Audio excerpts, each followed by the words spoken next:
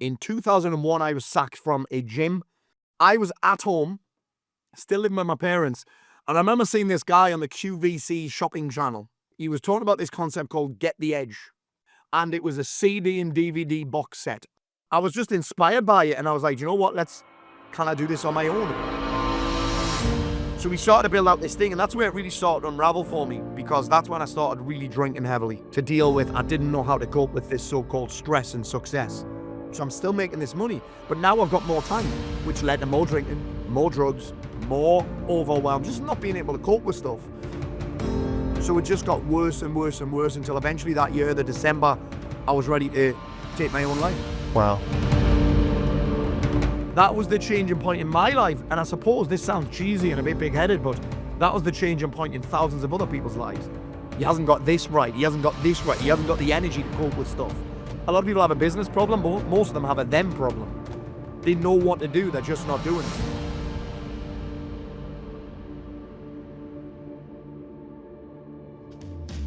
Hello and welcome to the We Built This Business podcast, the place for UK entrepreneurs and business owners who want to build a multi-million pound business.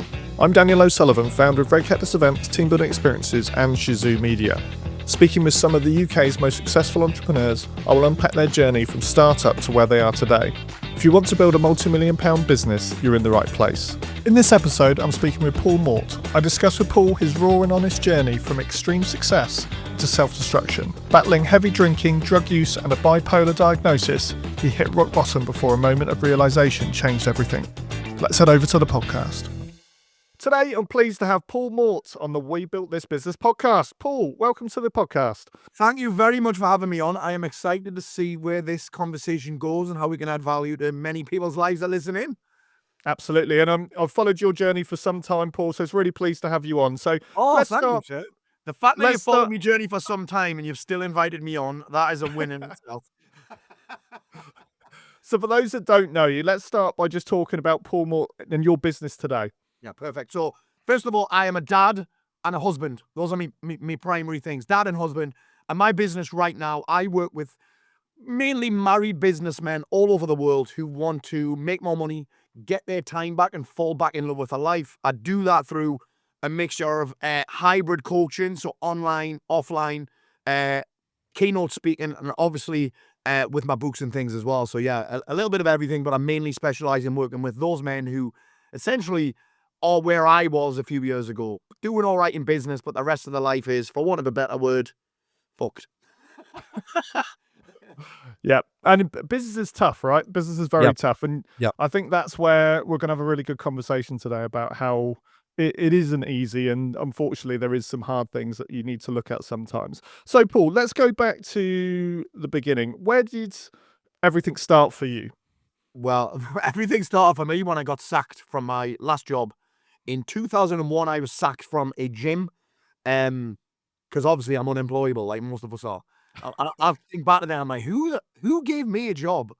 Like, this is very strange. So I got sacked from a job, and I hadn't run out of options, but I was inspired by this guy with massive hands and giant teeth with a really croaky voice, who we all know is Tony Robbins. I was at home, still living with my parents, and I remember seeing this guy on the QVC shopping channel, and he was talking about this concept called Get the Edge. And I ended up buying probably on interest-free deal over 12 payments of £8.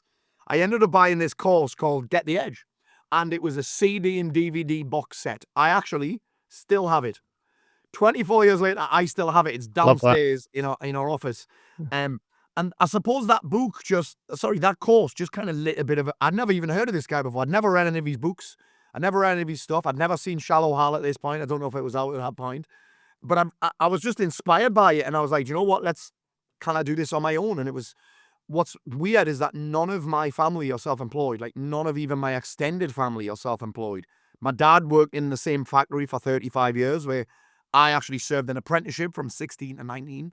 And my mom worked in Asda. So I had no one to go off. I was like, you know what? I was inspired by Robbins, and I was like, let's go for it. And it wasn't until 2016 where I got into the whole, I hate this saying, life coaching game. I started off in the fitness game. I was one of those guys that went to people's houses and trained them. And then everything just evolved from there. And I suppose I actually ended up in that fitness game because I was 3 or 4 stone overweight when I was like 17. I got that weight off. People ask me how I did it.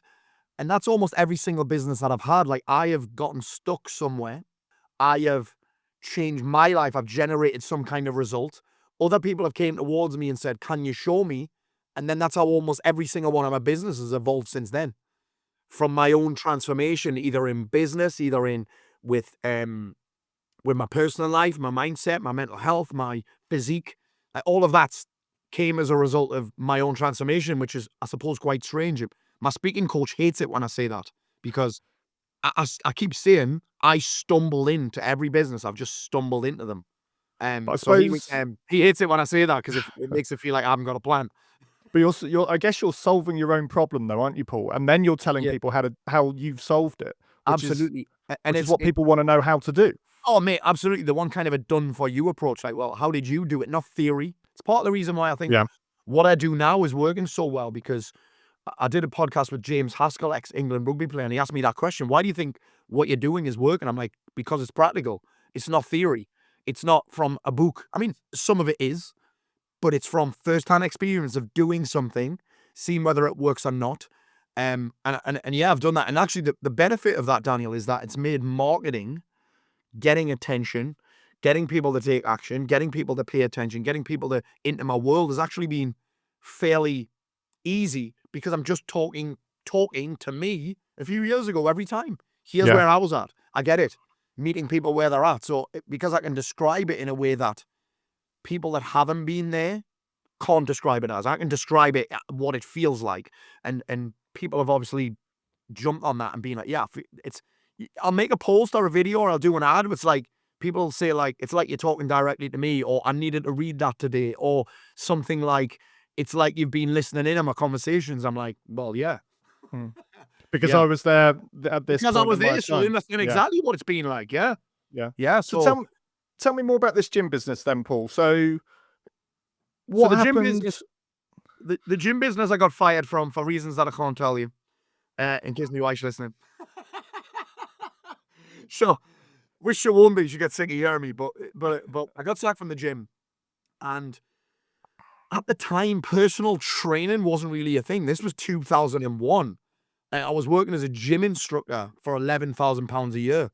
And luckily, though, I was teaching these like old school fitness classes, like this thing called body pumping, boxercise. So I got to know a few people from being in these groups. So then I just started kind of emailing people, messaging people, writing for the local newspaper. And I ended up starting this outdoor bootcamp thing. That blew up because what I realized quite quickly with personal trainers is that I was just swapping time for money. I'll give you an hour of me time, you give me 20 quid. And that was even happening in the gyms. I was going to the gyms, teaching a fitness class, getting 15 quid and giving an hour up. And then quickly I found out that actually this isn't really a business. And if I'm thinking back now, actually, the first time I seen any success was the first time I bought a brand new car. And I think it was a Peugeot 307 Coupe. The roof came down and everything. Nice. It was a Yeah. real, the roof came down and everything. And I thought I was balling. But about a month after getting it, I was driving to a house in North Shields to train a lady. It was really early in the morning. And a drunk driver came across the road and crashed straight into me. Now, I wasn't really hurt, but I hurt my neck and I was off work for maybe 4 weeks. Now, the problem with that is in that business, I wasn't making any money. I didn't make a single penny. In fact, I did have a problem because people had paid me. The old school model was pay for 10 sessions in advance, right? You pay for 10 sessions in advance, I give you 2 for free. Crazy business model, not even a business model, right? And I'd actually spent the money. So I couldn't train people, but I'd spent the money. So I actually couldn't refund them either. So I wasn't earning anything at all. And then I stumbled across this thing. I've seen that word, stumbled again. I was on a forum. Remember those forums? Yeah. I was on a all over forum those. and these guys were talking about setting up these classes where people came along and they paid monthly. They paid monthly on a direct debit. So I set up this thing, and that was when things really started rolling for me. That's actually when I started attracting my first lot of criticism or haters, if you like, when that started becoming really successful. I mean, at one point, we had 100 people paying us 100 quid a month cash. Now, there are some other challenges that I had at that period in my life where I'd never experienced success. I didn't know anyone successful. I didn't know how to handle that criticism. So that led me down a different path, which I'm sure we'll touch on. But that was my first real foray. And okay, there is a model in this world where you can swap expertise and not per hour. Why was there criticism? And because I live in a small town that is not very affluent, it has one of the highest crime rates and one of the highest unemployment rates in the country. And I have a bit of a big mouth as well. I'm a bit of a big mouth as well. And people in our town, you tend to get, as soon as you become successful, that's when people start talking shit. It's like, the bigger you grow, the more of a target you become. And as you grow, it becomes worse and worse and worse. My friend owns a massive fish and chip restaurant in South Shields, and he's expanding into a big department store next week. And I saw a post yesterday, and all that was on the post, the kind of local newspaper was celebrating the fact that this company's doing so well, it's expanding. All I saw on the post was criticism. I'm like, really? Yeah. Like, and that's just, I think it's a very British thing. I was going to say that it's not an American thing, is it? It's a British thing, I unfortunately. don't think so. Yeah. Unfortunately, it's a British thing. We don't really like to see other people winning. And for me, though, it's like, it's the cost of entry to success. The cost of entry to winning is discomfort. The cost of entry to business is criticism and uncertainty and all that kind of stuff. And a lot of people aren't willing to pay the price. Me, I turn that stuff into fuel now. This morning, I've been putting together a keynote talk that I have next week at St. James's Park. And I hate Newcastle, by the way. I'm a Sunderland fan. So I've got to talk at St. James's Park. And I have a whole section in these keynotes. I've done this keynote all over the world. I've done it in California. I've done it in Thailand. I've done it in Puerto Rico, of all places. And I have a whole section where I show the kind of things that people say to me. And I'm like, part of us has to own the fact that people are going to talk smack. It's not about us. It's about them to make themselves feel better. And I'm like, this is the cost of entry, and you're either willing to pay it or you're not. Yeah. Yeah. The gym business. Yes. So you're doing really well in South Shields. Yes. You got 100 It was an outdoor boot camp, by the way. So we did outdoor everything boot camp, outdoors. so- I never took on the bricks Yep. and mortar thing, which made Yep. it actually a million times easier because it was almost all profit. Yeah, and you don't need to have your own space, right? Nah, don't need to have your Yeah. own. You got in trouble every now and again from the council. Hmm. But they started 100 people there. I just moved to another park. It was that I just moved to another park. It's the old saying, the one that I learned probably when I first started. Someone said, "Ask for forgiveness, not permission." So I just kept saying sorry and then saying, "Oh, I'll not do it anymore," and then just going to another park. Yeah. The rebel. Until the paperwork catches up with you, and then you move on again. Yeah. So tell me what happened to that business then. So you're obviously flying, you're doing Yes. well. Yes. Where'd you go from there? I ended up building out. So people started, again, another period of my life, people started asking me, how are you doing this? Because there's a lot of other personal trainers who started to realize they were swapping time for money. Or they were doing classes like mine, but they were charging like £4 a session. So people would just come as they please. I had this model where people were paying me whether they came or not. They were paying me every month. £100 a month was a lot of money back then as well. I mean, we were guaranteed results. We'd have multiple sessions on a week. I think we had 8 sessions a week for them to choose from. And then other people started asking me how to do it. So I started coaching other coaches, started coaching other people how to do it. And then somebody came to me and said, "I'd love to take your entire model." I said, "What do you mean?" And talking about franchising. So then I got into a bit of that game. And then this is where my life started to unravel a little bit, because I started to see real success. So I've got this business that's working for me where I'm teaching. Coaches are paying me money to teach them how to do it. I've got people paying me for this franchise model. I say that term very loosely because with my knowledge now, I'd be like, that was never a franchise. That was just me giving people like logos and shit. Like, that's all it is. So we started to build out this thing, and that's where it really started to unravel for me, because that's when I started really drinking heavily to deal with. I didn't know how to cope with this so-called stress and success. I started doing a lot of cocaine. I started getting into arguments with people because the more success I got from that, I then started to get criticism from other coaches, not just people in South Shields, people all over the country. I started to get criticism from. People started criticizing my mom. There was just a lot of hate coming my way, and I didn't know how to deal with it.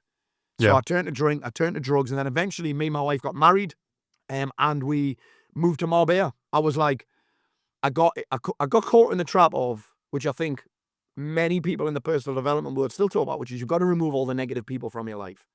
Yeah. And I ended up removing everybody that complained from my life. And it wasn't until years later where I realized, well, actually, I'm complaining about people complaining and then blaming them for the way that I feel. I've since realized we all like to have a moan and a complain because it makes us feel better.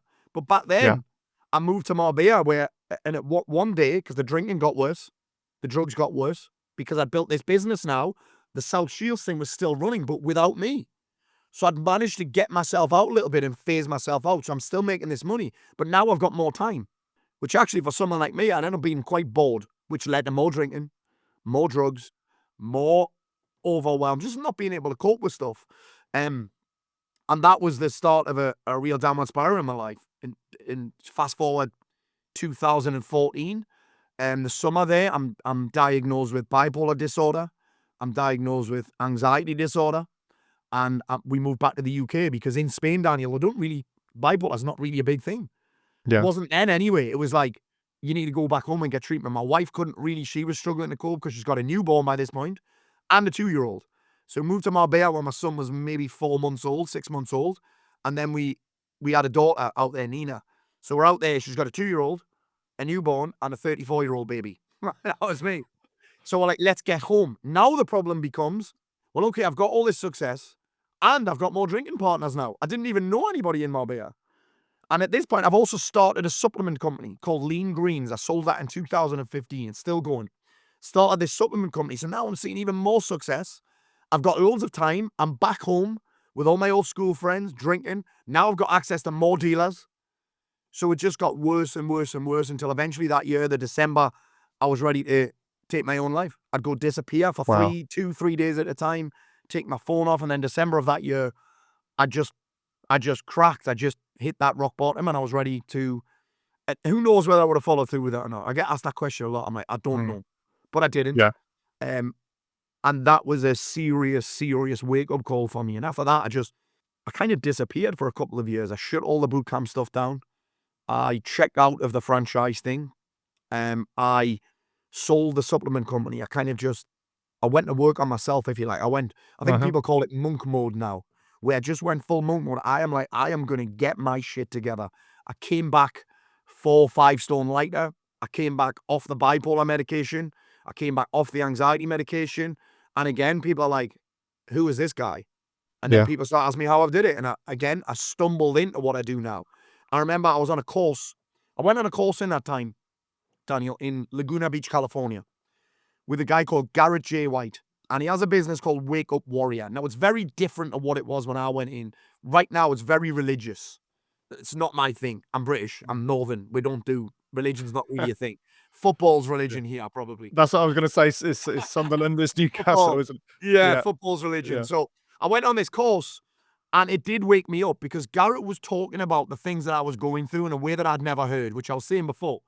He was basically describing where I was at.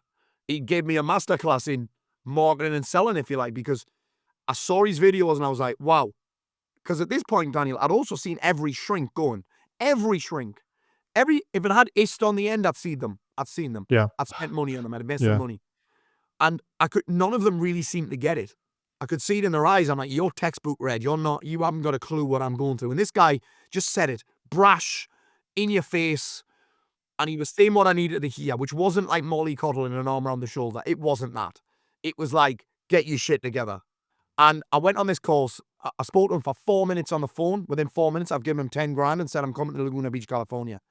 You know, the first thing I had to do, Daniel, was punch another man in the face. First thing we had to do, they called it the bro down. Yeah. Get this headset on. Get this head guard on. Bring a gum shield and have a straight now with a guy on the beach you've never met. Was he bigger than you? Yes, he was he'd won the Super Bowl. The guy won the Super Bowl. He's called Satema Gali. He's a top guy. My first bro down was with him, and he must have been 22 stone. And did he hit you back? Yes. I'm also saying that I punched him, but I couldn't get near him. He was too big. I was going to say, how big was he? Yeah, and it just woke me up. It woke me up. That whole week just gave me insights. And actually, because it's easy to think, that's just you going through it. Like we become, when we get in that depressive state, we become very insular. We only think about ourselves and how we feel. That's the whole thing. Even anxiety, when I struggled with anxiety, that was very insular. That was very convergent. That was very narrow focused. But actually, when I got on this beach and when I ended up at this event, I became what I would call, my focus just broadened a little bit. Actually, it's not just me. It's not different from me. I'm not special. There are other people going through this as well. Yeah. And that kind of woke me up and led me down this path of studying with different people, doing different retreats, bootcamp, learning loads of tools and techniques, and kind of taking what worked for me and what I liked about them and discarding the rest, as they say. And again, that led me on this path. I dropped a video. I remember dropping a video in 2017. That same video is now about 15 million views. I think I watched that video a couple of years Yeah. ago. I Black and remember white one. seeing it. Yeah, Yeah, yeah. It had 15 million views, and that was yeah. the changing point in my life. And I suppose this sounds cheesy and a bit big-headed, but that was the changing point in thousands of other people's lives. I dropped that video, and there are guys that still work with me today who saw that video, which is crazy. And all I did, that video wasn't planned. I actually had it on a hard drive for 18 months before I dropped it. Because A, it wasn't scripted. I was at the end of a day where I was shooting marketing videos because I was still working with some of the gym owners and the bootcamp and the PTs and that. I was still doing a bit of business coaching with them. The ones that I liked anyway. My friend Mark used to come up from Sheffield as a brilliant videographer. We used to make these long form videos and would film like 4 in a day, and then he'd come back a month later. So we'd have a month worth of weekly content. And at the end of one day, I said, mate, I've got something to say. Set the camera up over there. And it was right next to the cliff where I was going to jump from. Which, if you've seen it, I think this all the time. If I'd have jumped, I would have just broke my legs. There's no way I'm dying if I'm jumping from there. Like, it's nowhere near high enough, but it is what it is. I shouldn't really joke, but I just did, so screw it. And we made this video. Sometimes you have to, though, don't you? Yeah, you have to do. make a joke. You do, man. You do. You got to have that slightly dark sense of humor sometimes, especially in my game when I'm working with a lot of these guys. Like, and a lot of them are in building and the trades. A lot of them are in that, and they have a dark sense of humor. A lot of my friends or ex-SAS guys, they have a dark sense of humor. But this video, I just shot from the hip, if you like. I spoke from my heart. I got things off my chest. And the reason I held on to it for 18 months, Mark used to keep messaging me and say, Paul, are you going to drop that video? And I'd ignore him. When are you going to drop that video? And then I'd ignore him. And then eventually I thought, I'm going to drop it. And the reason I was scared about of uploading the video was simply because I was worried about what people would think. What if I get criticized? What if my mum and dad see it? What if me nana sees it? What if my mates see it? Like, I was genuinely scared of what people would say. And it's mad because exactly what I thought would happen happened. I did get criticized. I did get people telling me I should have jumped. I still get that now. But only that video led me on this path that I'm on now. And that's one that I'm inspired to still be on. I feel, I'm not going to say blessed, but I feel lucky to be on it because there was an element of luck in the timing of me dropping that video. Yeah. And I don't think the human brain is designed to cope with the amount of information we get now either. It's just mad, isn't it? You know, like, how do you have people say that and still carry on? How do you deal with that sort of criticism now? You know, first got it not very well. Yeah. I mean, I'd be like, obviously I'm a northern guy. I'm a jiu-jitsu guy. Back then I was boxing, so I like fighting. And I would send people my address and say, come and say that to me face. It's embarrassing when I think about it, but I was doing my best at the time. Funny enough, no one ever showed up. Yeah.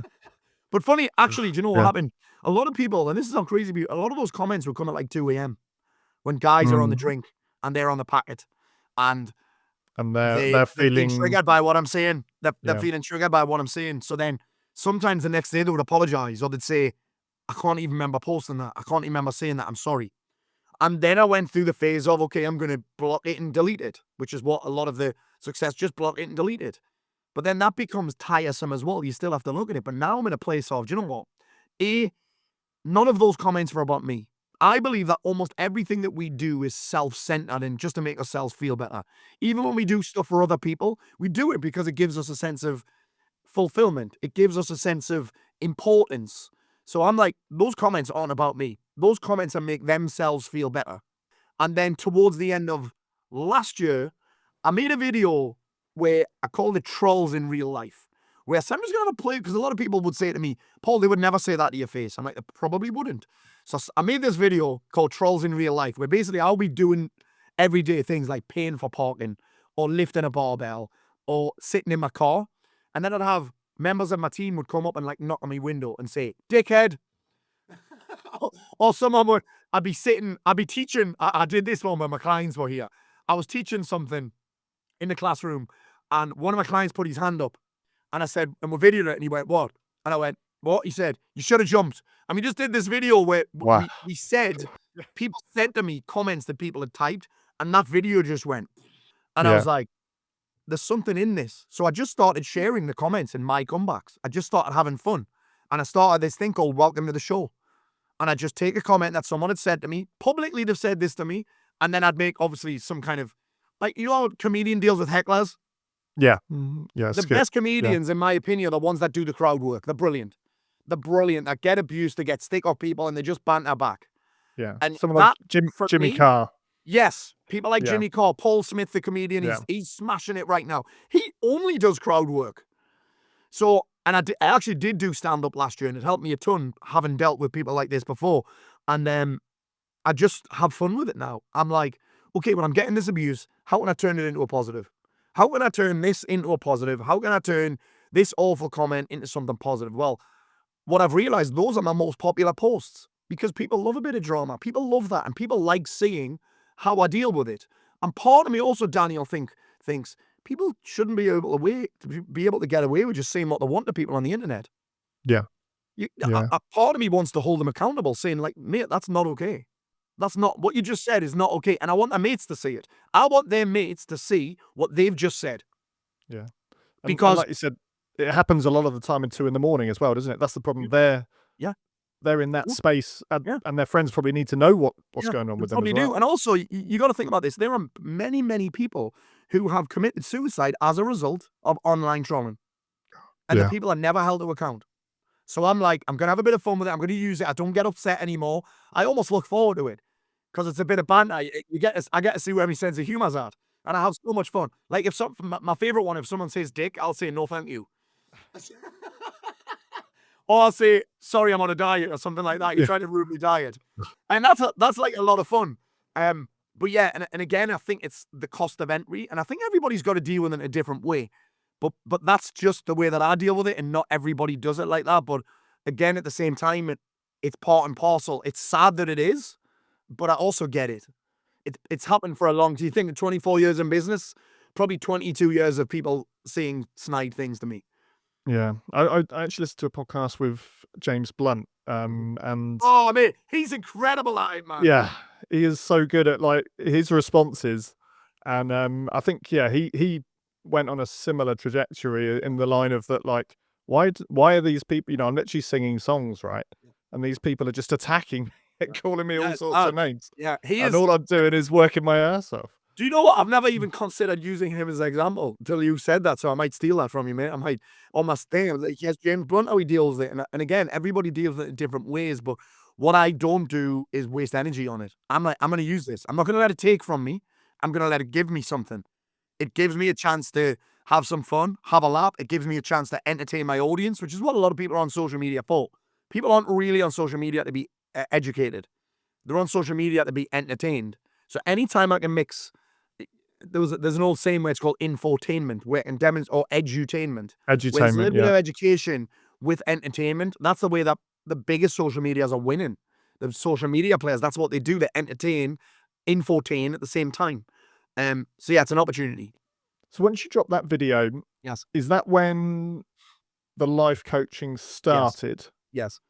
So when I did the course with Garrett J. White, I was in that program for maybe 18 months. So I'd go to California every quarter. We'd have like you'd call it a mastermind, but we'd like fight each other and do CrossFit classes and that. So it's kind of like a mastermind where there's a group of men all holding each other to account. I was actually the only one, I think, from the UK. So there was people traveling from all over the place. And Garrett used to say to me, he'd watch me with the other men. He'd be like, you should be doing this. You should be coaching men. You will kind of, this is kind of your calling. And I don't really believe in all of that stuff, but he kept pushing me and pushing me and pushing me. And then when I started getting those negative comments on that video, I was also getting those positive ones as well. Almost at the same time, the positive without, no negative without a positive, all that kind of stuff. This law of polarity, I was getting, mate, I needed to hear that. That's life-changing. You've just saved me life. I needed to see that. You'd get wives tagging their husbands in it. And I was like, and then people that had known me from kind of my old world, that whole business, personal training, fitness, business coaching world. So I'd coached the likes of James Smith at the time. And these guys were coming towards me like, Paul, what have you done? I'm like, well, I'll show you. And then I remember running a 2-day event. And it was about copywriting. It was about how to write emails that make money. And loads of people asked me about it. By the end of the second day, I was like, listen, I'm going to put on a 3-day thing. I'm going to put on a 3.5-day, 2.5-day thing where I share with you just everything that I've learned about personal development, about getting your shit together, about mastering your mood and your emotions, how to deal with criticism, and how to grow so your business can grow with it. Because that was my problem. My business grew, but I didn't. So I couldn't comfortably handle the level of business that I was at. So then when I grew, everything else started to come with it. So it was kind of, again, stumbled into it kind of by accident. And people asked me for it. And then I kind of fell in love with it. And I was like, yeah, this is what I'm supposed to do. Because just business coaching, I'd be coaching people. I'd be like, or I'd be telling people what to do. And I'd be going, you're not going to do this. I'd be like, this is a waste of time. He hasn't got the courage. I'm telling him what to write. He's not going to write it because he hasn't built up the courage muscles yet. He hasn't got this right. He hasn't got this right. He hasn't got the energy to cope with stuff. And that's when I started to fall in love with it. Because a lot of people have a business problem. Most of them have a them problem. They know what to do. They're just not doing it. They know how to market. They know how to sell. They know how to pick up the phone. They know they need to hire, but they're just not doing it because something's not working here mentally. You can only grow as far as you think you can grow, don't you? Yeah, Until you get pushed. And I'm just like, where we're looking at right now, as I say to guys, listen, your business is at the level that you can comfortably handle right now. If you want to get to the next level, you've got to get uncomfortable, which means getting uncomfortable equals growing. That's how you grow a muscle.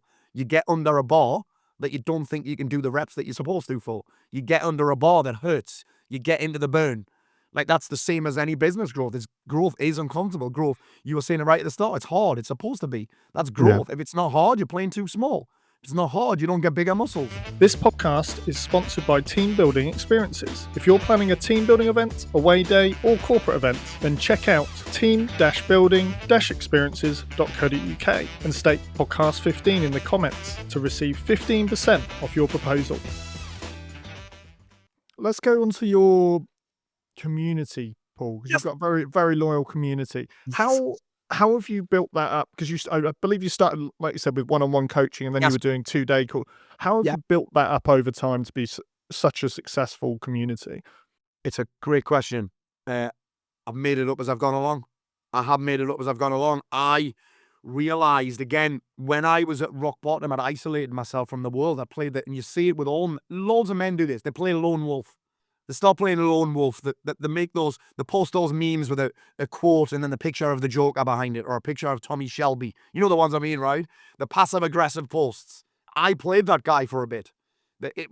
Only God can judge me and all that shit. Like if you throw me to the wolves and I'll come back leading the pack. All that lone wolf thing. I'd done that, and my life changed when I realized, actually, I love being around people. I love being around other men and blokes and that.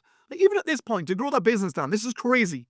I am a massive football fan. Right now, I've been all over the world to watch football. Even if it's not my team, I go all over the country supporting my team. But man, this year I've been to Frankfurt to watch football. I've been to Milan at the Milan derby. Last weekend, I was in Saudi Arabia watching Ronaldo and people like that. I was there for the boxing, but at that point in my life where I was rock bottom, I thought successful business people, they don't go watch football, they're hustling. Like, I'd given up all of that. It's crazy that I did that. I gave up playing football. I gave up, at that time in my life, I wasn't boxing. I just wasn't around people. So I realized the power of community.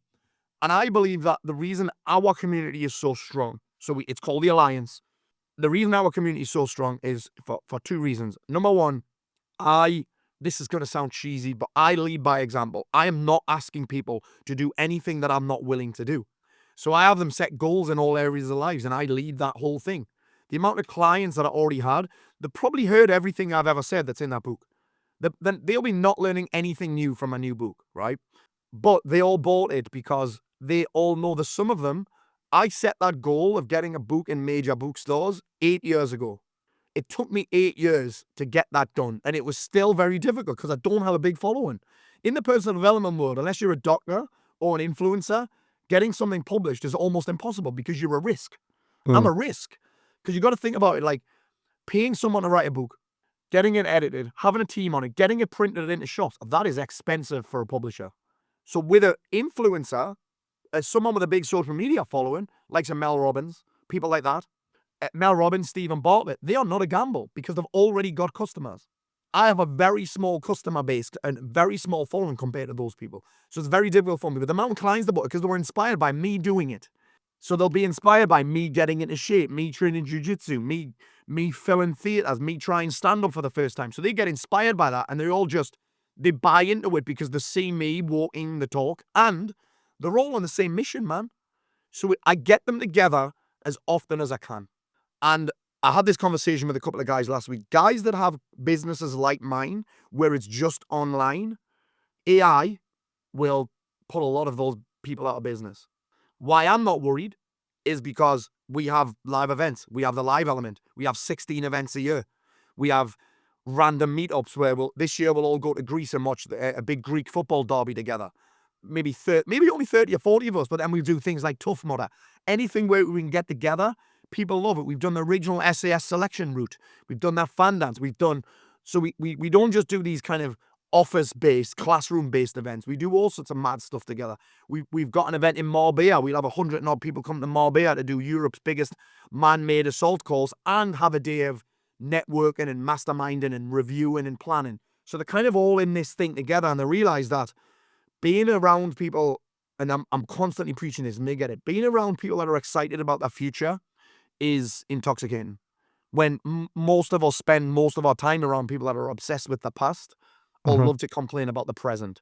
Being around people that are excited about the future I'm getting goosebumps just talking about it. That's how much our guys buy into it. So the more we can get people live events, the stronger the community gets. It's like shared suffering, if you like. It's a little bit shared suffering, but then it's shared wins. There's not many places. I see this every event. We've got one. Our next event's actually at Alton Towers. So we'll do an event on a Friday. I'll do some keynotes. We'll do some reviewing. We'll review the quarter. We'll share wins. Then we plan the next one. And there's not many communities where you can go and openly share what's went well for you. Because what's that considered in England? Bragging. Yeah. It's not cool to brag. These guys, I'll sit them in a table. We've got 170 people at this one in Alton Towers. They'll sit on a table and I'll just say, right, share your wins from the quarter. Share your top 5 wins from the quarter with your table. And I'll just see our tables bring out a round of applause. That makes me tear up every single time. Because I'm like, these guys are on the same team. They're heading in the same direction. They're inspiring each other. And that's me hands off, completely hands off. I'm just facilitating this thing. So yeah, it's a lot of work. And I'm not going to say I don't see it as work, because it is a lot of work to keep them going, to keep them in the game, to keep them in the saddle, to keep them coming back year after year. But I suppose it's about results, you know. It's about results and service. I think that's what. Yeah, I mean, your passion, the intensity, and it sounds awesome as well. Absolutely awesome. It sounds, just what you want to do. You know, you want to. I haven't made them fight each other on the beach for a while. I would love to do. They keep asking me, because when I first started this, Daniel, you mentioned it before. When I first started this, I actually ran it at a very similar model to the course that I'd done in Laguna Beach, where I'd make them fight each other. The problem was, as it started growing, I mean, we're 300 guys in or something now. Back then, I could get 5 or 6 guys at a time. We've kind of gone beyond that now. But I am sure that at some point, I will have something where guys just get in and have a scrap. Having an elite mastermind, essentially. Yes, yeah. I've got one, and I've never made them do that yet. So we have I also have a higher, I hate this saying, higher tickets. I hate that saying. I just said it. I have a more personalized program, I'll say. More dedicated. Yeah, that's it. They get more access to me. But yeah, it's but the community aspect is so huge, and that's why I don't worry so much about AI. Yeah. And then obviously you've built a multifaceted business as well, because like you say, you got the books, you got the live events, you got the online. Now with the book, so it's called Upgrade, and it's essentially the no bullshit guide, isn't it, to improving your life? The no bullshit guide to improving your life. So how did you write it? How did you write it with everything you got going on?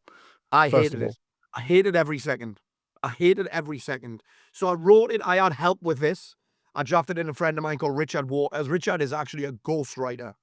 But I was determined that this book needed a lot of input from me, because this is weird. So I have an agent. I've had an agent since 2019. I met him through my friend James Smith. He's Chris Williamson's from Modern Wisdom's agent. Mad fact, he's actually Ice Cube's agent and 50 Cent's agent. Oh, wow. Well, sorry, he's their promoter in the UK and Dizzy Rascal. So there's me, Dizzy Rascal, 50 Cent. It's great. And then people like Chris Williamson, James Smith.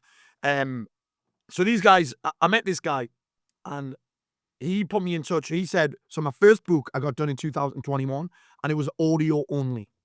So what happened with that book was I started writing it, and then there was an editor came to me and she said, Paul, I'd love to speak to some of your clients. And she spoke to 3 of my clients and she was like, this book needs to be about them, not you. And then they did quite a lot of the work on that. With this new one, again, I was saying about my agent, he can't understand why I don't like writing because I've wrote a daily email, 5 emails a week, I'd say. So almost daily, 5 to 6 emails a week since 2012.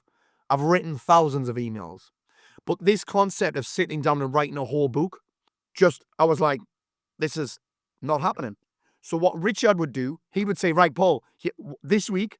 So he basically guided me the whole way. He said, this week, this is your topic, write about it. And then he tidied it up. That was it. And then he'd say to me, have you got anything more on imposter syndrome? I'm like, yeah, mate, I've got a 20-minute video on it. Will you watch that? So it was very much a team effort. I would say that I wrote 75% of it. He put in the extra 25 to 30% because he's a professional writer. He's a professional writer. And that allowed me, actually, Daniel, we did this before I got the deal. Because what normally happens is you try and get a deal, you get the deal, and then you write the book. That's what happens to a lot of authors. I was determined to not, I wanted another book, but I wanted it in shops. I wanted it in W.H. Smith at Newcastle Airport so my kids could see it every time we went away. That's what I wanted, selfishly, right? I also thought, you know what, if we get in major publishers, more people will know who I am. I get to impact more men, more blokes. And because I went to HarperCollins with a book that had already been written, it had a professional work on it with me. It stood me in very good stead because they were like, well, it's already done. Yeah, it's already done. You don't have to pay me to write it. It's already done. You're probably not even going to have to pay editors. It's already completed. So me and my agent are like, let's push for it's like a soft, it's not a paperback. There's a bit in between. There's paperback, hardback, and something else. Yeah, I know what you mean. Yeah. We were okay with the middle one. Yeah. And we were going to speak to Penguin, Hodder were interested. Then Harper North, who were a section of HarperCollins, they were like, we took the first offer that we got. And I'm delighted with it. I was buzzing with it. When I first started getting pictures of it in Waterstones, I was like, Jesus, this was everything that I wanted. So yeah, it was quite a big deal for me, but writing it, I will tell you, very difficult. So that was an 8-year goal, essentially. 8-year goal. 8-year goal. Yeah. Yeah. And I will say that I didn't work on it for 8 years. I did it. I set it 8 years ago, got excited about it for a bit, left it, didn't bother with it for a few years. And because it is a slow thing, like a book thing is not, it's not, you think about it, the impact that it has on your business while you're writing it is zero. And there's so many other things you can do that'll have a bigger impact.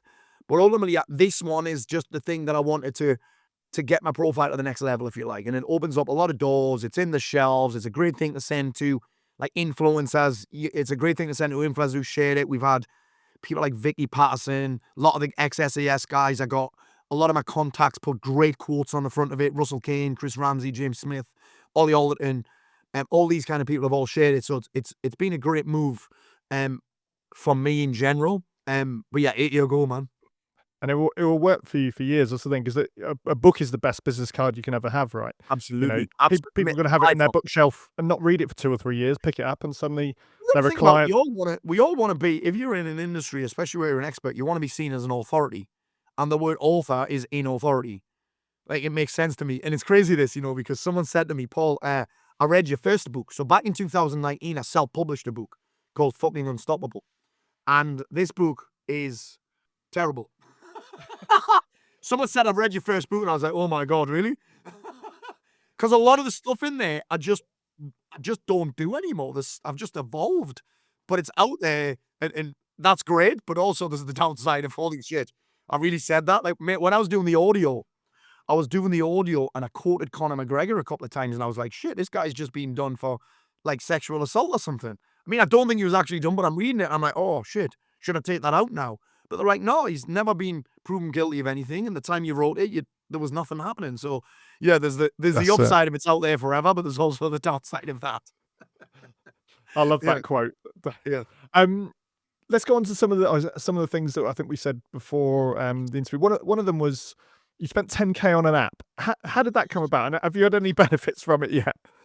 No, nothing. So at the time, so I've got a friend, I mentioned him a couple of times. James is a good friend of mine. I coached him for years. And James has an app that killed it for him. And I think there's just a period where everyone thinks they need their own app.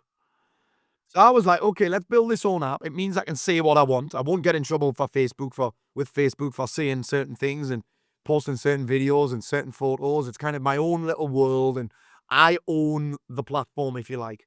And I built it out, and two things happened. Number one, what they said it would do, it wouldn't do. So, for example, I wanted to be able to do live videos in there, and the app just didn't work, and they just kept coming backwards and forwards with excuses. And then the biggest thing that I found was getting people on another platform was very difficult. And that's happened. There's an app, I don't know if you know about it. It's an amazing app. It's an amazing bit of software called School. Alex I was von gonna, Moorsey I was called. gonna say school. Yeah, that's It's the problem with us beautiful. having. Yeah, It's a beautiful bit of kit in it. Beautiful bit of kit. The layout's amazing, but it's the same problem. Getting people, especially my clientele. So people that use School love being on School with other School users. It's incestuous, right? People love it when they're on there. But actually getting my clients on there, your builders, your plasterers, your electricians, your gym owners, your accountants, your mortgage advisors, they don't want to go on another platform. So that was the two biggest challenges that I had. And eventually I just was like, I could complain, I could try and get my money back, but you know what? It's my fault. I've got to take some responsibility. Let's kind of cut the head off the snake. So 10 grand on an app, down the drain. And I'm glad you asked that question because I haven't thought about that since 2021 when it happened. okay. Yeah. Well, sometimes your biggest mistakes lead to your biggest successes. So Yeah, like, it was a very expensive mistake, but one I'm yeah, kind of glad I learned because I think at some point I would have probably tried to do it anyway. It might have been this year where it would have yeah, probably been 20 grand instead of 10. yeah. Well, that's So it. Yeah, you at did. some point I would have had a go at having my own app because in the coaching industry, a lot of guys are trying to do this. Yeah, Yeah. I spoke to someone called Richard Fuse, Sales Geeks, and he built an app, and I think he spent near 100K on it or something. He said, and yeah, released it, and no one used it. Yep. And Yep. he was like, "But it's beautiful. It works." And it's a similar thing, like trying to get Another people to platform. move. It's trying to get people don't particularly like change, even when they're paying for change. I found that people pay for Yeah, change and still don't like it. They still not come. They still don't do anything. But yeah, yeah, getting them on an app I found really hard, and again, it wasn't beautiful. That's the thing. So A, it was shit and didn't work. B, getting people on it proved a nightmare. So I had to cut me losses. yeah. And And again, it's kind of that's one of the it's biggest things you can do in business, though, isn't it? Sometimes oh, you got to move on. 100%. It could have been Yeah, more expensive. Like I could have. There's this concept that you might know about called sunk cost fallacy, where you're like, well, I put 10 grand to it, so I better keep hustling. I put so much time into this. I better keep going. It's why people stay in relationships for so long that don't work. It's why people run businesses that they hate because they think, well, I put this much time into it, so I can't just stop. yeah, I yeah. I put need this to much keep effort going. into it. I can't just close it. I can't just do this. Like, and I could have had that with the app, but I'd learned lessons like that before holding on to things that I hate. But yeah, it could have been a very expensive lesson. It was expensive, but it could have been more. It could have been a lot worse, yeah, Yeah, like you said. And yeah, then one of the I think ties quite nicely is popularity and profitability is yeah, a yeah. key aspect of, especially in this world we live in now with personal branding and a lot of Mm. people looking for attention on platforms that look like they're doing fantastic, right? Yes, yes, and this is something that I have been caught up in simply because I have a lot of friends that have a lot of influence, that have a big following, a lot of friends that have millions of followers. I mean, my friend Chris Williamson, he has one of the biggest podcasts in the world. He got Matthew McConaughey on his podcast. He's had Tony Robbins on his podcast. He's had all these amazing. He's been on Joe Rogan twice. Like and so I get caught in this trap of, oh well, maybe I'll start a podcast, and I did do a podcast, and I've had some top guys on there, but you just get caught in this trap of trying to do what everybody's doing. But like you said, there are a lot of people. I've got a friend called Darren Cartel. Darren's James Smith's best mate, and I coached Darren when Darren came to me for coaching, and he shares this when he's on the speaking circuit. When he came to me, he had 600,000 followers and 60 quid in his bank account because all he did was try and create these videos that went viral. There was no way of him really monetizing it. And because he had a coaching program where he tried to recruit loads of people for like a $5 a month. And I was like, and I get caught in it as well. I spent hours making a reel. Well, even now, I hire people to make reels, and I'm still like, my time is money at a certain point. I think time is money quite a lot, but when you get to a certain point, time in your life and your business, time becomes even more important. So I'm like, wouldn't I just be better off putting that money into Facebook ads that are guaranteed? Because all we're trying to do a lot of the time when we're trying to be popular is we're trying to get in front of strangers. And surely, instead of spending all this time and money making these reels, guessing and hoping people see it, how about I just spend money on ads where I'm guaranteed that people see it? And show it to the exact people that I'm looking for. Yeah. Like I'm guaranteed I'm guaranteed to get, it's because we're trying to get strangers to see us and we're relying on chance. Business for me shouldn't be a game of chance. It's a game of numbers. So the chance thing just doesn't work for me. So I think we can all get caught up in, especially because there's so many platforms now as well, Daniel. Like there's something that I read from Elon Musk, and it was only last year, which is question every single requirement that you think it takes to grow your business. Question it. Get rid of everything that isn't a hell yes. Like it was get rid of false requirements. Question all of it. So I'm like, now I don't bother trying to grow YouTube. If it grows, it grows. I don't bother trying to get viral video clips anymore.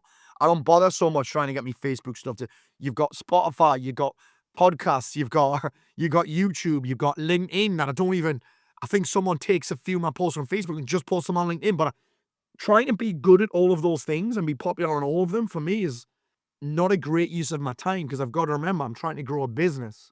Yeah. And business growth relies on sales, not followers. And again, I'm not saying that I don't do anything to get more followers. I do, because that is important. It is important, particularly if you want a book deal. One of the first things I look at is how many followers you got. No, not how good your book is. Even speaking gigs, Daniel, this is the worst. I would consider myself a very good speaker. I put a lot of time and effort into it. I've filled theatres, I've spoken in theatres, I've spoken all over the world. And people who are terrible get speaking gigs because they've got a big following. There is a very well-known podcaster who gets paid a lot of money for speaking gigs because he's got a big following. He's garbage on the stage. In fact, he doesn't even do a keynote. He does a fireside chat. Yeah. I'm like, mate, where's the fire for a start? There's no fire.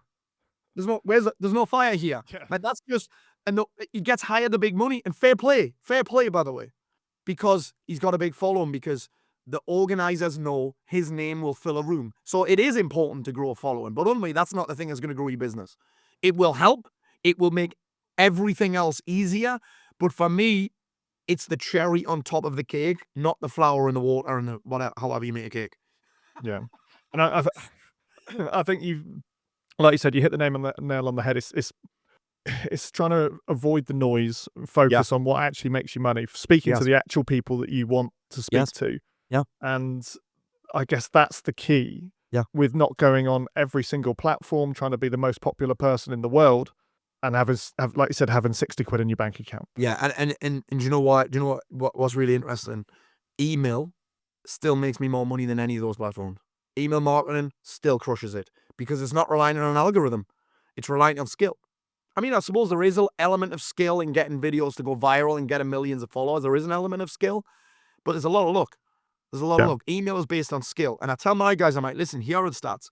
You can shout really loud on socials, and 5% of people that already follow you will see your posts. 5%. When I send an email, 40% of people that I send it to read it. 5% versus 40%, no brainer. Plus, with that 40%, I own that. That is my property, that email list.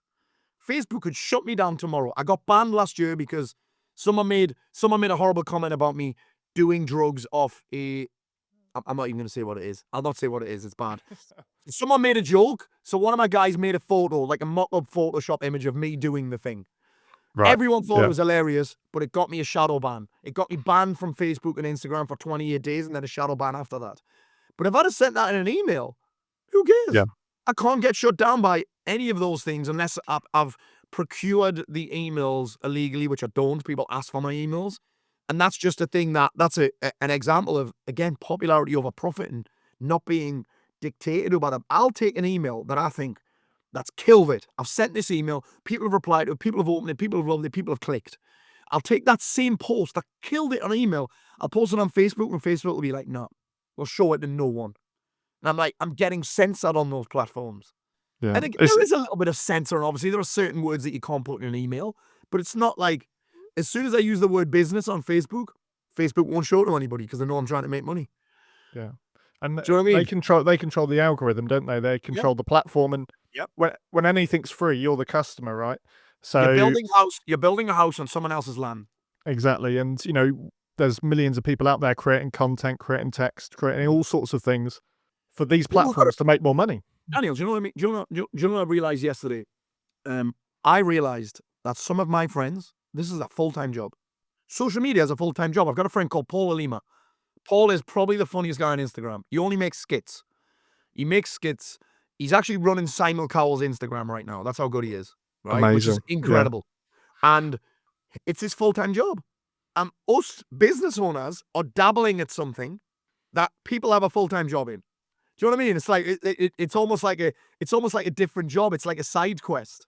If someone was doing, let's just say, if someone was trying to side hustle what I do, they wouldn't get very far because I'm full time at it. They wouldn't be able to catch me. So therefore, they can't compare where I'm at to where they're at. They can't compare it. And I think sometimes we can be guilty of that when we see people with loads of followers. Well, it's not a full-time job for us. It's their full-time gig. That's what we've got to remember as well. Their full-time gig is trying to be popular. We're just playing at it, really. Yeah. Well, I guess similar to a professional footballer, isn't it? Like they're playing 7 days a week, and if you go up against them, they're going to kill you, right? Yeah, they are. They definitely are, man. It's even. So I train a lot of jiu-jitsu, and my wife's always like, I'll come home and I'll be like, oh, I got killed tonight. She's like, Paul, you're 45 years old. You got two kids. You got a 7-figure business with 10 staff and hundreds of clients, and you're comparing where you're at with a 19-year-old lad who still lives with his parents and trains 7 days a week. And sometimes I need to bring him around with that. I'm like, yeah, you're absolutely bang on. What am I doing? Why am I coming home feeling terrible because I've gotten beaten up off a 19-year-old who drives his mum's Corsa? Do you know what I mean? Has been looking forward to this all day because he's been doing nothing else. Yeah, but it happens in business, particularly again especially with the popularity thing. People do it full time. We dabble at it. And if you want to win at it, I suppose if you want to win at the popularity thing, you have to go all in on it. And that will mean, for a period of time, not making any money. Yeah. So, UK Master Coach of the Year, sorry, Paul. Yes. You've done it twice. Yes. Tell us about that. All right. So this is really sneaky, right? So I remember 2018, I went to a mastermind at London Bridge. Not on London Bridge, but a hotel right next to it, the guy called Dean Jackson. You heard him before? Dean is a marketing genius. He invented landing pages, 9-word emails, this guy's a genius. And I went on a workshop with him, and I had the business that I've got now, and it was going okay. And he said, he gave me some advice. He said, Paul, I think you should hire some coaches and train them to do what you do. And I was like, well, I don't really know what I do. I didn't have a system for how I coach people.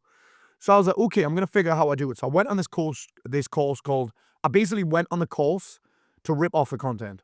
I went on the course, I had to pass, and I just wanted to see a structured approach to coaching. Because I suppose I wasn't even coaching. I was giving people advice, ranting at them, keeping them accountable, holding their hand, giving them a kick up the dick, giving them a kick in the dick when they needed it, right? And I did this course, and I just fell in love with the process. And then a year and a half later, I got an invite to this thing. I didn't even know what it was really. Invite to this thing. It was free dinner, so I went. And they were like, yeah. And they said, this guy has smashed it this year. We'll watch what his clients are up to all the time. And I was the winner. And I was like, wow, this is crazy. Yeah. Probably the first thing I've ever won in my life. And then the year later, this was the surprising one for me. The year after, it was in lockdown. And they were doing the awards. And it was like on Zoom, basically. It was a Zoom awards thing. And they said, and this person wins because they are not scared to ask the hard questions. And I was like, yeah, I knew straight away. I was like, yeah, that's me. That's me. Because I'm not scared to ask hard questions. I'm not scared to ruffle feathers. I'm not scared to, because with men, when you're coaching men, sometimes you are button heads. Sometimes you are asking them to just like sack up a little bit. Not man up, sack up, you're asking them to stop being a baby. Sometimes. And I knew, and again, it's been an accolade that has served me very well, and one that I mention every time I say my name, usually. So you've got to throw it in. It's part of business. Yeah. It's almost like UK Master Coach of the Year is my middle name. It's that authority though, like we went back to with the book, there's no better authority than saying you're the best, right? Exactly, and you got to milk it. I've got a client, Callum, who was Fish and Chip Shop of the Year like 8 years ago, and he mentions it all the time. We won best fish and chip shop in the UK. Just forgets which year. Of course, aye. Because the thing is, what I've realised is sometimes you have to blow your own trumpet because there are so many people that want to do the opposite. Yeah. They want to do the opposite. So and I believe that like you have to take the crown sometimes. Yeah, because people aren't gonna say that. People aren't gonna say he's UK Master Coach of the Year. So you have to say it yourself, and I'm fine with that. Paul, where do you see the business going next? Have you got grand plans, global? Where do you I see do. things over the next 5 years? I do. So over the next 5 years, I have my biggest thing right now is saying no to distractions. So I'm not doing any stand up. I'm not doing any speaking gigs where I have to travel, because I love them. I love stand up. It's amazing. But I did a course last year and it was on this concept of impossible goals. And achieving impossible goals means saying no to almost everything else. And I hate saying no to speaking and I hate saying no to stand up because it's so much fun. Mm. But I'm on this mission of trying to build, this is going to sound weird, I'm trying to build an ethical cult. This is just a number that I plucked out of my backside. Listen, I'm not gonna lie. I love money. I love money. It gives me choices. The great thing about doing what I do is that I know when I'm making more money that I'm helping more people. Because Yeah, true. Yeah. money for me is an exchange of value. We buy things Yeah. that we value. So I know that when people are coming towards me, I'm adding value to their lives. They see me as being a valuable part of their life. And the results we get is why we're being around for so long and help so many people, because the results that we get speak for themselves. So what I see this as is I'm not going to say I'm not motivated by money, because I hate it when people say that, because I'm like, well, why don't you do it for free? I'm motivated by this concept of having 500 men. I've plugged the number out my backside. That seems like a cult number to me. So I want 500 men inside of my Alliance program. And then after that, who knows? That's my impossible goal right now. We've got 200 to go. Love And it. 500 active men all at the same time. We've got 200 to go. That's my number right now. After that, who knows? Who knows? And I have no doubt that you'll hit that, Paul, as well. No doubt. Thank you, so I really appreciate that. Paul, I absolutely love today. It's been fantastic too. conversation.